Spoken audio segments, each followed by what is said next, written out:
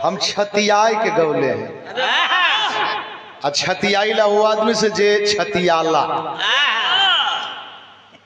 जे जैसे अकड़ल वैसे पेश आईली कि कोनो छिपल ना, चाहे उत्तर प्रदेश होखे, चाहे बिहार होखे, चाहे झारखंड होखे, चाहे बंगाल होखे, महाराष्ट्र होखे, पंजाब होखे, कोनो भी प्रदेश होखे, और बतियावल जाला, कहीं कहीं बतियावल जाला।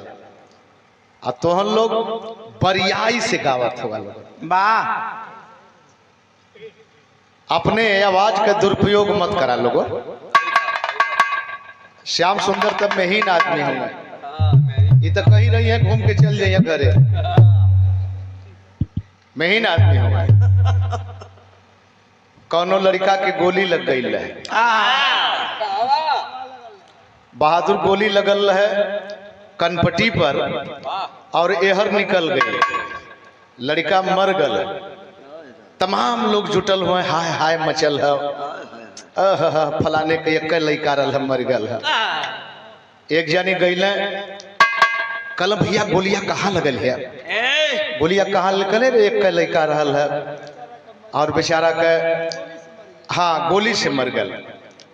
कल कहाँ लगल है, कल के ही कहा देखा है, हेजैन लगल है, हेजैन से निकल गई है। कल बाहरी भगवान तोहरो गजब लीला, ओकर अखिया बच गई है कुशल,